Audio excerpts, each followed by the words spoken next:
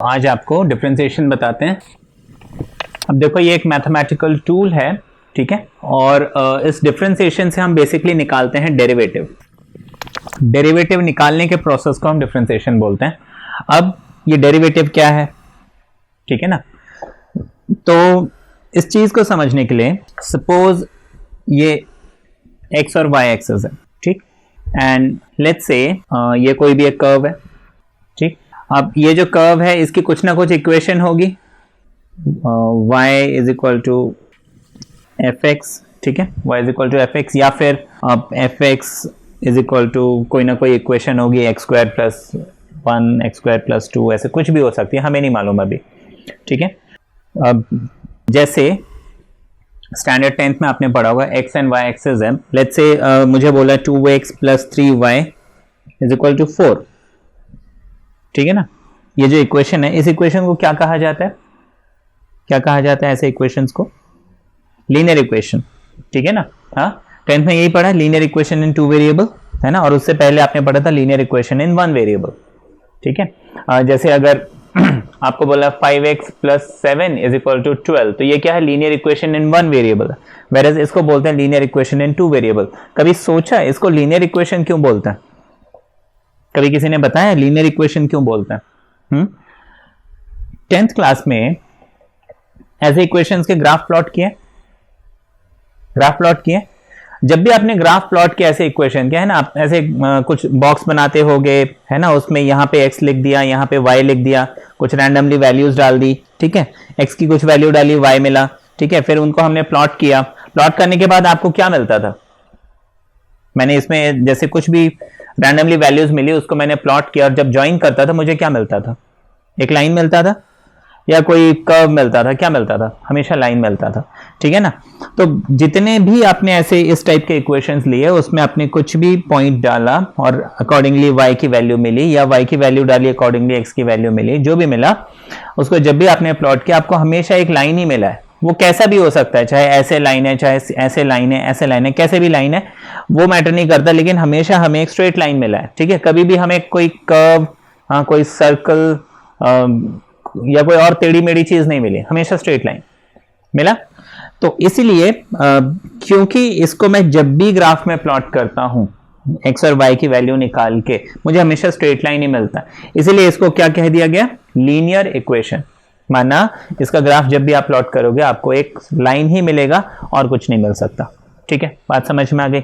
हाँ, इसी तरह से जितने भी इक्वेशन है, अगर मैं बोलता हूं y is equal to X square या x is equal to Y square, ठीक है, या फिर y equals to let's say X square plus 5x plus 6, यहाँ पे भी मैं x की कुछ ना कुछ वैल्यू डालूंगा, y की वैल्यू मिलेगी, उसको प्लॉट करूंगा, कुछ ना कुछ बनेगा, लेकिन वो स्ट्रेट लाइन नहीं बनेगा, ठीक है ना। जैसे कि जब स्क्वायर आता है तो क्या बोलते हैं? क्वाड्रेटिक इक्वेशन, ठीक है। 3 आ जाता है अगर पावर तो बोलते हैं cubic equation, and so on. तो इसको लीनियर इक्वेशन में हमने क्या निशानी बताई कि भाई जो उसमें वेरिएबल्स हैं उसके जो पावर है ना, वो हमेशा 1 होनी चाहिए। तो इसलिए इसको लीनियर इक्वेशन बोल दिया क्योंकि स्ट्रेट लाइन मिला। अच्छा, ये क्वाड्रेटिक इक्वेशन में हम ग्राफ प्लॉट करेंगे, आपको कुछ ऐसे कर्व मिलेगा, क्यूबिक इक्वेशन में भी कुछ कर्व मिलेगा, ठीक है, एंड सो ऑन। तो बेसिकली ये जितने भी आपको इक्वेशंस मिलते हैं, इसका कोई ना कोई ग्राफ होगा, है ना, लेकिन स्ट्रेट लाइन सिर्फ इसी सिचुएशन में होगा। अदर देन दिस, है ना, वो स्ट्रेट लाइन नहीं होगा, कुछ ना कुछ कर्व होगा। इतना तो समझ में आ गया? ओके, चलो अब ये तो समझ लिया कि भाई हाँ, कोई भी इक्वेशन है तो उसका कुछ ना कुछ ग्राफ बनेगा, और अगर डिग्री 1 नहीं है ना, वेरिएबल्स की पावर 1 नहीं है, कुछ और है, तो वो कोई ना कोई कर्व मिलेगा, स्ट्रेट लाइन नहीं मिल सकता। अब यहां पे हम एक चीज समझते हैं, दैट मीन्स ये कोई भी कर्व है तो इसका कुछ ना कुछ like y is equal to F X, इस फॉर्म में हम लिख सकते हैं, जहां पे एफ एक्स क्या, ये कोई भी एक इक्वेशन हो सकता है, ठीक है। ऑब्वियसली ये कर्व है तो ये लीनियर इक्वेशन नहीं हो सकता, शायद क्यूबिक हो, क्वाड्रेटिक हो, क्या हो हमें पता नहीं, ठीक। अब इसमें मैं कोई भी एक पॉइंट लेता हूं, लेट्स से ये यहां से एक परपेंडिकुलर ड्रॉप करता हूं एक्स एक्सिस पे, तो ये कोई ना कोई वैल्यू x रिप्रेजेंट करता होगा, है ना, और वो वैल्यू x क्या होगा? ओरिजिन से लेके यहां तक का डिस्टेंस, ठीक है। अच्छा, मैं आपको अभी डिफरेंशिएशन का प्रोसेस नहीं बता रहा हूं, मैं उसकी थ्योरी बता रहा हूं, ठीक है। ये है क्या, ये क्यों बता रहा हूं? क्योंकि देखिए मैं आपको सीधे सीधे क्वेश्चन सॉल्व करना सिखा सकता हूं, ठीक है, वो कोई बड़ी बात नहीं है, आप बहुत जल्दी सीख जाओगे, 5 मिनट में आपको समझ में आएगा और आप उसके क्वेश्चंस भी सॉल्व करने लगोगे। बहुत इजी है, कोई बहुत मुश्किल नहीं है डिफरेंशिएशन डेरिवेटिव निकालना, ठीक है। ये क्यों मैं बता रहा हूं, क्योंकि ये जो डिफरेंशिएशन है मैथमेटिकल टूल, देखिए मैथ्स में तो सिर्फ क्वेश्चन सॉल्व करना ही सिखाते हैं, फिजिक्स में आपको ये जानना इसलिए जरूरी है क्योंकि फिजिक्स में आपने ये जो डिफरेंशिएशन सीख रहे हो ना, इसको अप्लाई करोगे, तो जब तक आपको इसका मीनिंग मालूम नहीं है ये होता है कि आप उसको अप्लाई करने में कहीं ना कहीं दिक्कत आएगी, ठीक है। तो इसलिए मैं थ्योरी बता रहा हूं, उसके बाद जब हम क्वेश्चन सॉल्व करना सीखेंगे आप फटाफट आपको समझ में आ जाएगा। अच्छा, ये x हमने लिया तो इसके करस्पॉन्डिंग कोई ना कोई वैल्यू यहां पे fx या फिर y होगा, ये तो है। अब हमने क्या किया कि सपोज मैंने इस x को चेंज किया, ठीक है ना, चेंज किया, क्या चेंज किया, ये x था, इसको मैंने हल्का सा चेंज किया x प्लस सी, मतलब x में मैंने एक स्मॉल क्वांटिटी ऐड कर दी, ठीक, थोड़ा सा बढ़ा दिया ऐसे, बात समझ में आ गई। तो ऑब्वियसली ये जो y वाला कंपोनेंट है ये भी चेंज हुआ होगा, जिसको हम लिख सकते हैं f x प्लस सी, या फिर इसको अगर हम x प्लस एच लिखते हैं तो ये हो जाएगा f x प्लस एच, ठीक है।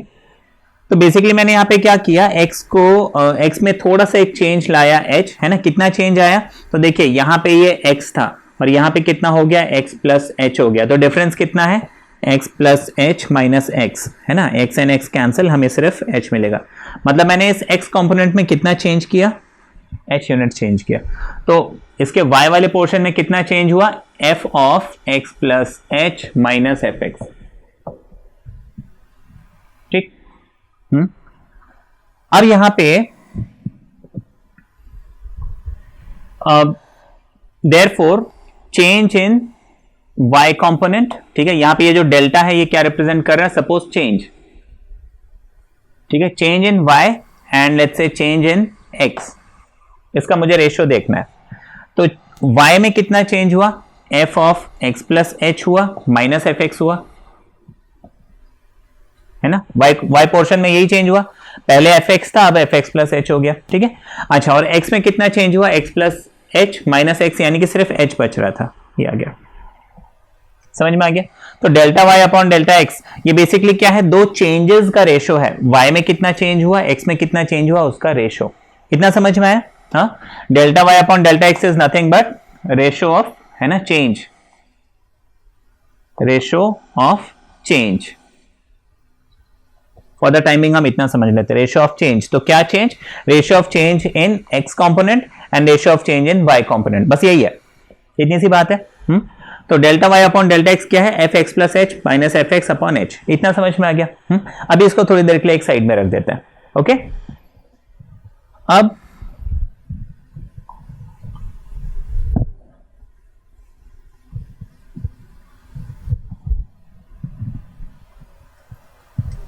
नेक्स्ट, अब जैसे कि हमने देखा था कि ये सपोज x था, ये x प्लस एच था, इसके अकॉर्डिंग यहां पे एफ एक्स था एंड इसके अकॉर्डिंग यहां पे एफ एक्स प्लस एच था, यहां तक तो समझ में आ गया था, ठीक है। अब मैं इस चेंज को थोड़ा कम करता हूं, ठीक है, मतलब ये जो x और ये x प्लस एच है, इन दोनों के बीच में ये गैप है, इस गैप को मैं थोड़ा सा कम करता हूं, तो ये गैप भी यहां पे कम होगा, है ना, अंडरस्टूड। ये तो लॉजिकल सी बात है कि देखो अगर इस गैप को मैंने कम कर दिया तो यहां पे ये गैप कम हो जाएगा, इस गैप को मैं और कम करता हूं, और कम हो जाएगा, और कम हो जाएगा, और कम हो जाएगा, ग्रेजुअली देखो दोनों में डिफरेंस कितना था, h था, तो मुझे ये जो h दोनों के बीच में जो ये चेंज है ना h, इसको मुझे कम करते करते करते करते इतना कम कर देना है कि ये जो h है ये क्या हो जाए, नेग्लिजिबल हो जाए।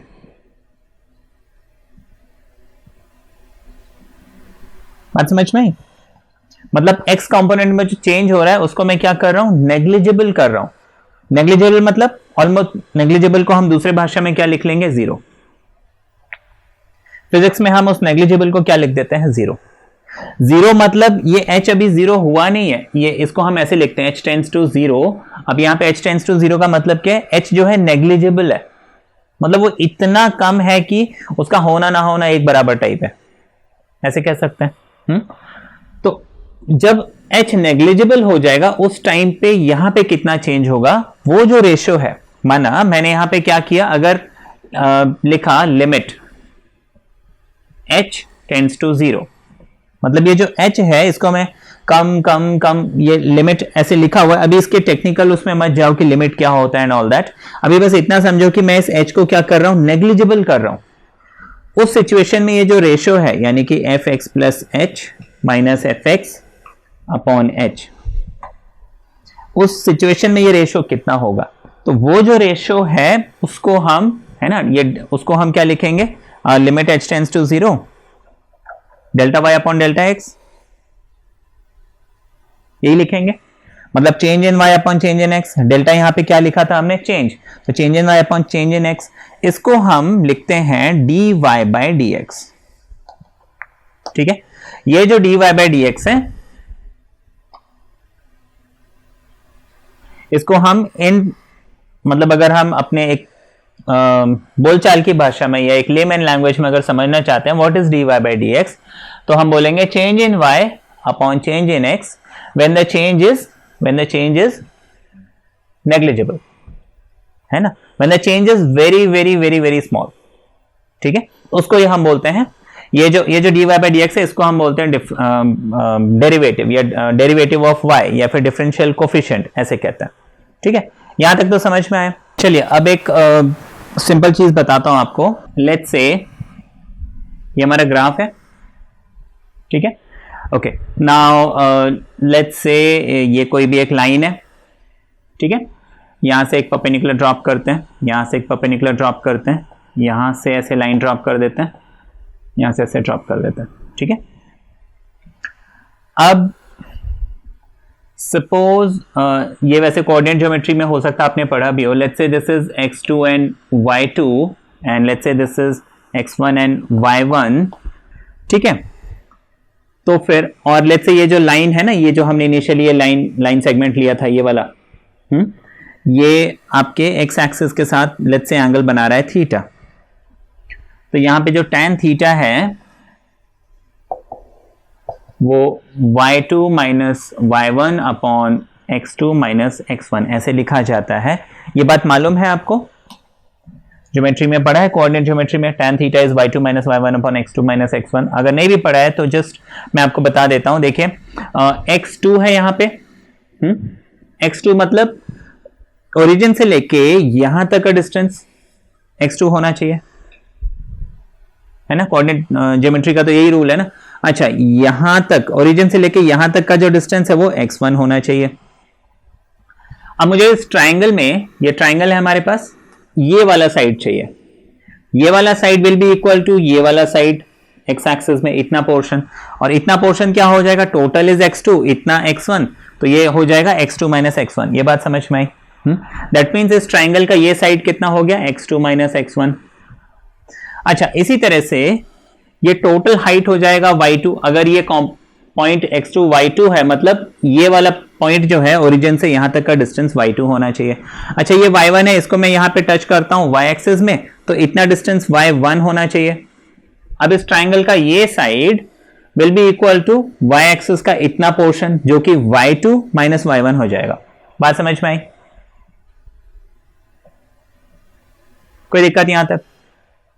तो tan थीटा बेसिकली क्या हो गया, अगर ये थीटा है तो ये थीटा होना चाहिए। ये समझ में आए, क्योंकि एक ट्रांसवर्सल और ये दो पैरेलल लाइंस हैं, अगर ये थीटा है तो ये थीटा होना चाहिए।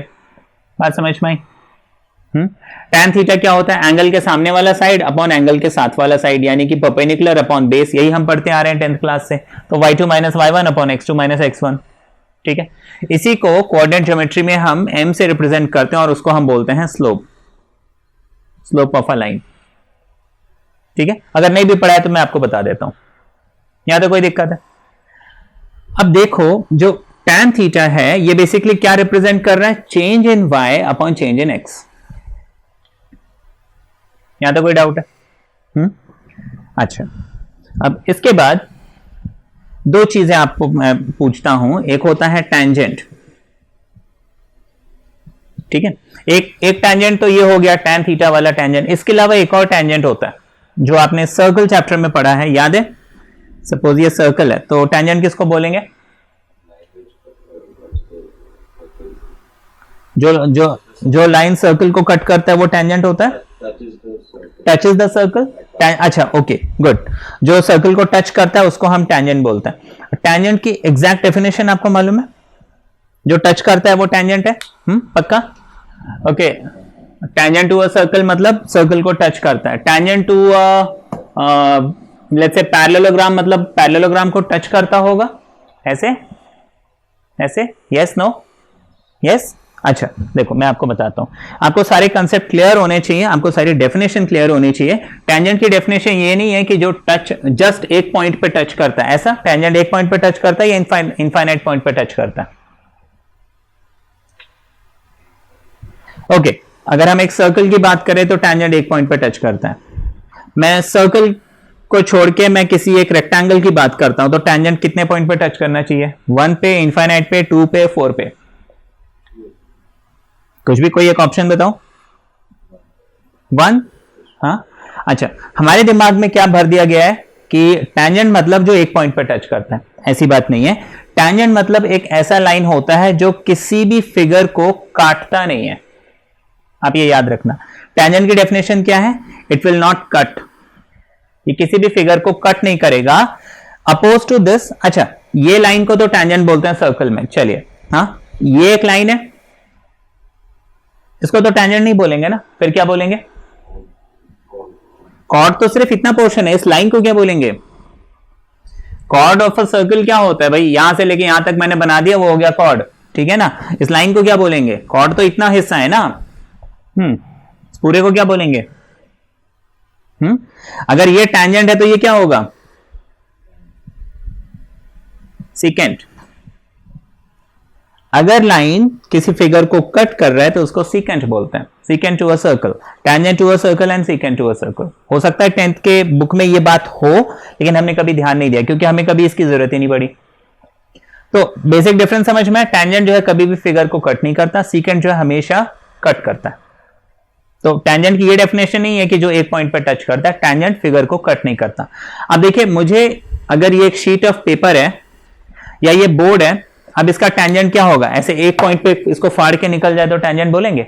नहीं, टेंजेंट कभी भी किसी चीज को कट नहीं करेगा, फाड़ेगा नहीं।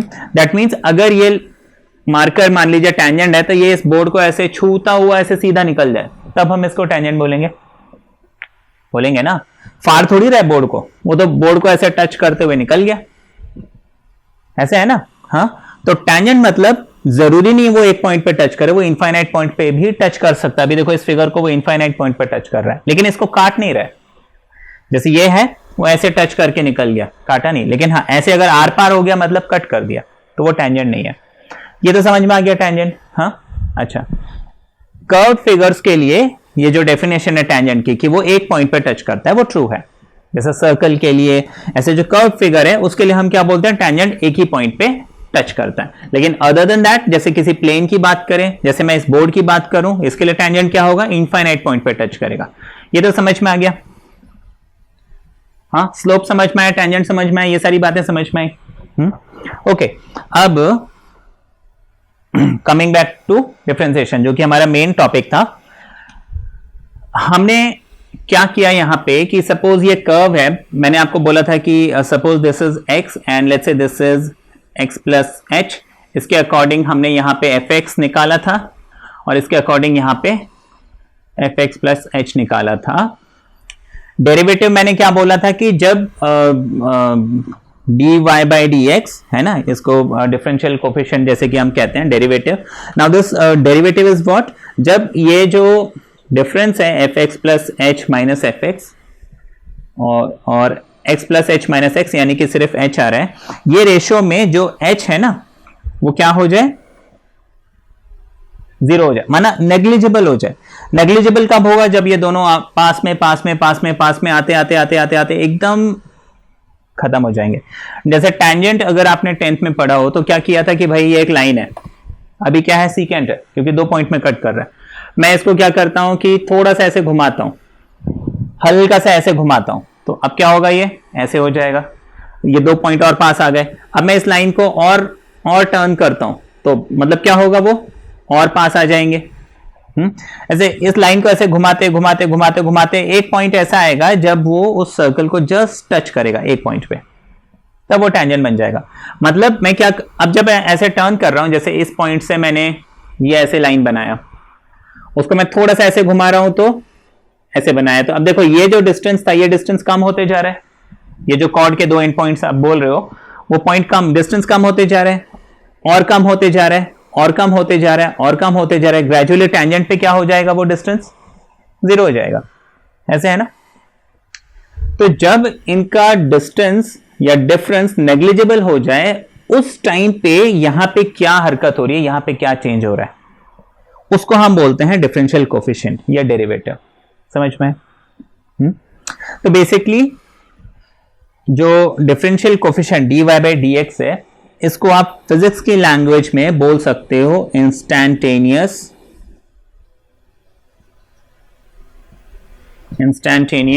Rate of change.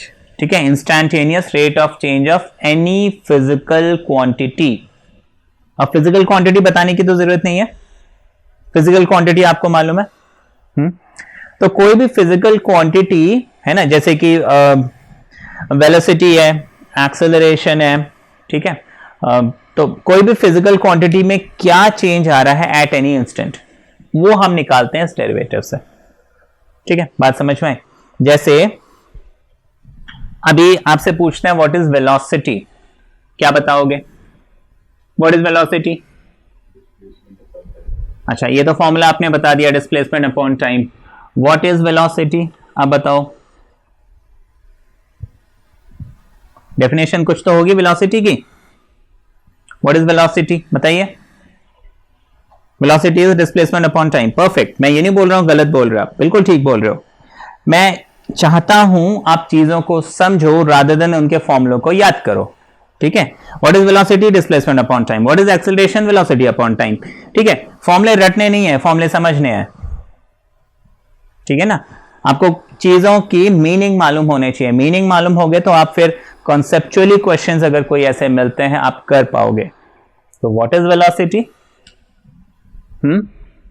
Velocity v से रिप्रेजेंट करते हैं, क्या होता है, s अपॉन t, यही फॉर्मूला है। s is what, displacement, and what is t, time.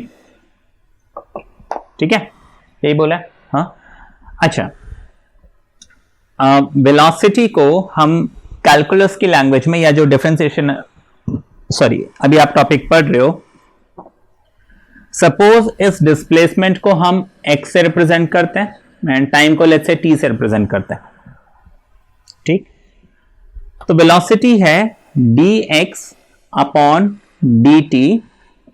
यहां पे एक बात आपको समझनी है, ये d जो है लगा हुआ है, ये रिप्रेजेंट कर रहा है चेंज।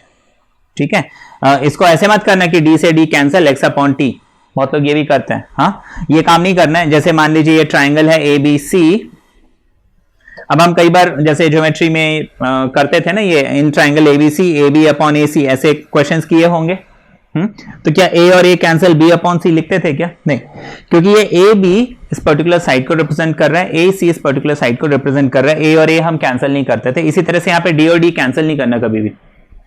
ठीक है, तो ये dx जो एक सिंगल टर्म है, dx क्या रिप्रेजेंट कर रहा है, चेंज इन x, dt क्या रिप्रेजेंट कर रहा है, चेंज इन t। इतना समझ में आ गया? तो velocity is what, it is the ratio of change in displacement to change in time. अच्छा, अब यहां पे dx बाई dt मतलब instantaneous change in displacement upon instantaneous change in time. जैसे अभी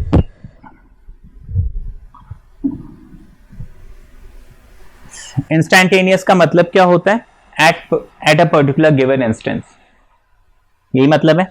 अभी मैं आपसे पूछता हूं कि अच्छा आप जो है ना, मान लो बाइक से कहीं जा रहे थे, लेट्स से स्कूल जा रहे थे। ठीक है, और बीच में आपको यहाँ से स्कूल जा रहे तो बीच में डीएनडी पड़ा, ठीक है, और डीएनडी में जैसे ही वो यमुना रिवर के ऊपर पहुंचे आपकी स्पीड कितनी थी? मैंने आपसे क्या पूछा? जैसे आप यमुना ब्रिज के ऊपर पूछे आपकी स्पीड कितनी थी, तो मान लीजिए आप फोन लेके जा रहे हो, मैंने फोन पे बोला हाँ भाई कहाँ हो? यमुना ब्रिज के ऊपर, स्पीड कितनी है? आपने मीटर देखा उसमें 50 थी, आपने बोला 50 है मेरी स्पीड। अब ये 50 कौन सी स्पीड है? आपकी एवरेज स्पीड है? नहीं, ये कौन सी स्पीड है? उस पर्टिकुलर मोमेंट में जब मैंने आपको पूछा अभी स्पीड कितनी है, उसी टाइम आपने देखा और उसी टाइम पे ये स्पीड थी। हो सकता है द वेरी नेक्स्ट मोमेंट ये स्पीड चेंज हो जाए, है ना? नेक्स्ट मोमेंट आप देख रहे हो तो स्पीड 51 हो गई या 49 हो गई, 48 हो गई, कुछ भी हो गई, पॉसिबल है ना, वो तो वेरी करते रहता है। हाँ, लेकिन एट दैट पर्टिकुलर इंस्टेंस जब मैंने आपको पूछा तब आपने बोला हाँ मेरी ये स्पीड है, तो इसको हम क्या बोलते हैं? Instantaneous velocity at particular instance. समझ में आ गया? तो ये जो इंस्टैंटेनियस रेट ऑफ चेंज है ना, ये हम निकालते हैं। हाँ, तो वेलोसिटी क्या है? It is rate of change of displacement with respect to time. ये तो उसकी डेफिनेशन हो गई। नाउ डेरिवेटिव क्या होता है? इससे हम instantaneous rate of change of any physical quantity, जैसे कि ये अभी ये जो एग्जांपल दिया, हाँ, आपने dx by dt जो बोला, हाँ, कि at particular instance Yamuna bridge के ऊपर जो है आपका rate of change of displacement upon rate of change of time उस पर्टिकुलर इंस्टेंस पे इतना था। बात समझ में आ गई? तो ये तो हो गया कॉन्सेप्ट। यहां पे देखो मैं जो है आपको स्पीड और वेलोसिटी, ये दो अलग अलग चीजें हैं, फिजिक्स यही कहता है। यहां पे मैं थोड़ी देर के लिए आप मान के चलो स्पीड वेलोसिटी सेम है, तो उस हिसाब से मैं आपको कॉन्सेप्ट समझाने की कोशिश कर रहा हूं। तो वो टेक्निकल डिटेल में मत जाना कि नहीं इंस्टैंटेनियस स्पीड, इंस्टैंटेनियस वेलोसिटी ये तो अलग अलग होते हैं, सेम कैसे कर दिया। मैं for the time being velocity के लिए बीच बीच में स्पीड वर्ड यूज कर रहा हूं, ठीक है, तो उसमें कंफ्यूजन नहीं होना है। हाँ, बात समझ में आ गई? तो कभी भी ये जो कैलकुलस वाला पार्ट है, like D x upon D T, तो ये एक्स जो भी वेरिएबल होगा इसका चेंज विथ रिस्पेक्ट टू ये दिखा रहा है। हाँ, इसी तरह से मान लीजिए हम लिखते हैं D V by D T. अब v फॉर एग्जांपल वेलोसिटी है, तो ये क्या शो कर रहा है? It is basically the change in velocity with respect to time. बात समझ में आ गया? ऐसे ही मान लीजिए मैं D V by D X लिखता हूं, मतलब अब अगर मैंने v वेलोसिटी, बेसिकली मेरे ऊपर है मैं डिफाइन क्या कर रहा हूं, मैंने v अगर वेलोसिटी डिफाइन किया और x अगर डिस्प्लेसमेंट डिफाइन किया है, तो dv by dx क्या शो कर रहा है? It is the change in velocity with respect to displacement. समझ में? ये जो जैसे आप dy by dx हम निकालते हैं ना डेरिवेटिव्स में, तो क्या शो कर रहा है ये? It is the change in y component with respect to change in x component. ठीक, अभी कोई भी ऐसी चेंज वाली चीज बताओ, कोई भी ऐसी चेंज वाली, जैसे एक्सेलरेशन हो गया, वेलोसिटी हो गया, और कोई ऐसी चेंज वाली चीज आपके दिमाग में आ रही है? कोई ऐसी फिजिकल क्वांटिटी, एनीथिंग आ रहा है कुछ? नो? तो ये जो हमने देखा डेरिवेटिव, क्या डिफरेंशिएशन से हम क्या करते हैं? किसी भी फंक्शन का डेरिवेटिव निकालते हैं। And what is derivative? It is the instantaneous rate of change of any one physical quantity with respect to another physical quantity. ठीक है, या एक चीज का चेंज विथ रिस्पेक्ट टू दूसरी चीज का चेंज, है ना, इन वेरी शॉर्ट इंटरवल, इतना शॉर्ट इंटरवल कि वो नेग्लिजिबल है। ठीक है, over a span of time नहीं, लेकिन in a very short span of time, इतना शॉर्ट स्पैन ऑफ टाइम की, जैसे मैंने अभी पूछा अभी आपकी स्पीड कितनी है, उसी टाइम आपने देख के बोला ना। ऐसा तो नहीं है हाँ भाई स्पीड कितनी है, आपने 2 मिनट के बाद देखा और बोला हाँ मेरी स्पीड इतनी है, क्या वो आपका आंसर ट्रू होगा? हाँ, मैंने पूछा हाँ भाई आप कहां पे हो? यमुना ब्रिज के ऊपर। यमुना ब्रिज के ऊपर आपकी स्पीड कितनी है? अब आप थोड़े से आगे पहुंच गए, आश्रम पहुंच गए, आश्रम पहुंचने के बाद हाँ मेरी स्पीड इतनी है। Is your answer correct? नहीं, क्योंकि मैंने कब आपसे क्वेश्चन पूछा था? जब आप ब्रिज के ऊपर थे। और आप कहां पहुंच चुके हो? आश्रम पहुंच चुके हो या महारानी बाग पहुंच चुके हो, है ना। उसके बाद अगर आप स्पीड बता रहे हो तो वो आपका आंसर करेक्ट नहीं है, क्योंकि मैंने आपसे बहुत पहले पूछा था, राइट। तो उस मतलब जो आप यहाँ पे चेंज निकाल रहे हो एक बहुत ही शॉर्ट इंटरवल में, बहुत शॉर्ट टाइम में निकाल रहे हो। बात समझ में? तो ये बेसिक कॉन्सेप्ट आपको समझ में आ गया। अब ये जो डिफरेंशिएशन है इसमें हमें कुछ फॉर्मूलेज जो है ध्यान में रखने होते हैं। Like let's say D by D x of, ठीक है, मुझे निकालना है एक्स पावर एन। ठीक है, यहाँ पे एक्स इज वेरिएबल। अच्छा, यहाँ पे आपको पहले ही बता चुका है डी और डी को कैंसिल नहीं करना। ठीक है, ये जो डी और एक्स है ये एक सिंगल चीज है, और ये डी माना क्या शो कर रहा है, चेंज, मतलब ये एक्स पावर एन में कितना चेंज हो रहा है विद रिस्पेक्ट टू एक्स। अगर आप मुझे इस टाइप का फॉर्म ये मिल रहा है, मान लीजिए एक्स पावर एन, इसको मुझे डिफरेंशिएट करना है। डिफरेंशिएशन का रूल कहता है, इसको आप डायरेक्टली लिख सकते हो N times X power N minus one, formula है ये फॉर्मूला आपको याद रखना है। यहां पे n इज एनी नंबर, ठीक है, मतलब यहां पे ये x वेरिएबल है लेकिन n जो है वो वेरिएबल नहीं है, दिस इज सम नंबर, मतलब कांस्टेंट है, ठीक है। अच्छा, x पावर n हो गया, n x power n minus one, ये फॉर्मूला हो गया, ठीक है। फिर उसके बाद d by D x of let's say sine x, ठीक है, d by D x of sine x क्या हो जाएगा, cos x, then d by D x of cos, ये हो जाएगा sin x। ये फॉर्मूले हैं जो आपको याद रखने हैं, नेगेटिव sin x, ठीक है, ये फॉर्मूले से आपको याद रखने। फिर d by D x of tan x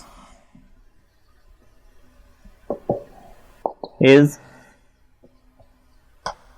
sec square x, d by D x of cot is minus cosec squared,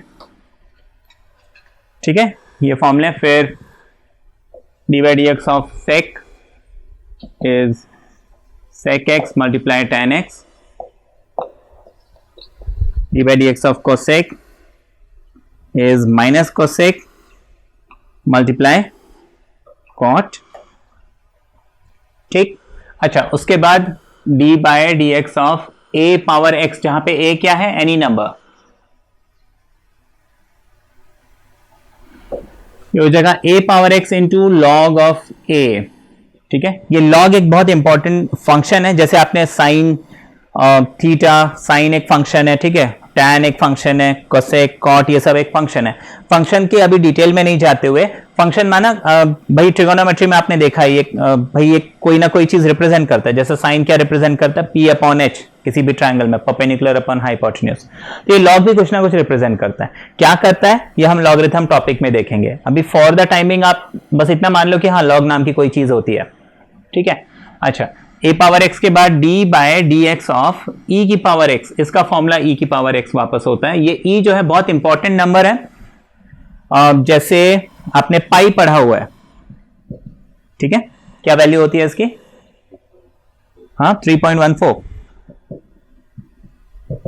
ठीक है ना, पाई की वैल्यू अप्रोक्सीमेटली 3.14, ये है ना, अप्रोक्सीमेटली 22/7 कई बार हम कैलकुलेशन इजी करने के लिए लिख देते हैं, तो पाई एक इंपॉर्टेंट नंबर है हमारे लिए। इसी तरह से e भी एक इंपॉर्टेंट नंबर है, ठीक है। तो अभी जस्ट आप समझ लो कि भाई जैसे पाई एक नंबर होता है, e भी एक नंबर होता है, बस इससे ज्यादा हमें इसकी डिटेल में जाने की जरूरत नहीं है। तो e इज अप्रोक्सीमेटली 2.718281, ऐसे कुछ इसकी वैल्यू होती है, इसका ये फॉर्मूला हो गया। Then e power x, a power x, one more thing, d by D x of log x, ठीक है। जैसे कि वहां पे मैंने लॉग बताया था, मान लीजिए आपको लॉग को ही डिफरेंशिएट करना है, लॉग का ही डेरिवेटिव निकालना है, तो ये 1/x आ जाएगा। तो ये कुछ फॉर्मूले हो गए, ठीक है, समझ में आ गए सारे फॉर्मूले। ये फॉर्मूले आपको याद रखने हैं, इसके बेसिस पे हम डिफरेंशिएशन के क्वेश्चंस करेंगे। एक फॉर्मूला और है, d by dx of any constant is always 0, हमेशा याद रखना, ठीक है। अच्छा, ये तो हो गए फॉर्मूले, ठीक है, अब फॉर्मूले आपने नोट कर लिए। अब इन फॉर्मूलेज के बेस पे क्वेश्चंस, ठीक है, मैं आपको डिफरेंशिएशन का प्रोसेस समझाता हूं। अभी मान लीजिए आपको बोला है y is equal to let's say sine x plus 5, ठीक है, find dy by D x, ठीक, ये आपको बोला है। तो हम क्या करेंगे, मुझे dy बाई डी एक्स निकालना है। अब यहां पे मैंने आपको क्या बताया, dx एक सिंगल, ठीक है, एक अकेली चीज है, ये d और x अलग अलग नहीं है, फिर मतलब स्मॉल चेंज इन x, और dy y कितना दिया हुआ है मुझे,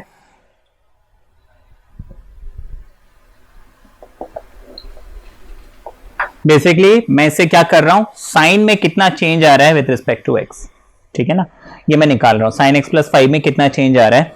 अब देखिए जब भी ऐसे बीच में कोई एक फंक्शन आपको दिया हुआ है या कुछ भी आपको क्वेश्चन दिया हुआ है जहां पे कोई एक चीज है, फिर प्लस माइनस दूसरी चीज है, प्लस माइनस तीसरी चीज है, तो आप इसको सबको अलग अलग डिफरेंशिएट कर सकते हो। रूल ये कहता है ना, माना basically d by D x of let's say some function f some function g is always d by D x of function f d by D x of function g and so on.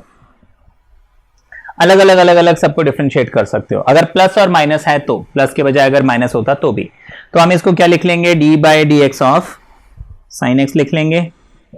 ठीक है, plus है तो plus लिख दूंगा और मैं लिख दूंगा D by D x of 5। अब मैं फॉर्मूले की लिस्ट निकाल के देखता हूं भाई साइन एक्स का डेरिवेटिव क्या है। तो देखिए साइन का डेरिवेटिव क्या है, कॉस, कॉस है, अच्छा प्लस अब 5, what is 5, 5 is a constant number. अभी बताया था कांस्टेंट नंबर का डेरिवेटिव क्या होता है, 0 होता है। तो cos x प्लस 0, तो मुझे क्या मिल गया आंसर, cos x। ये हो गया, सिंपल था ये।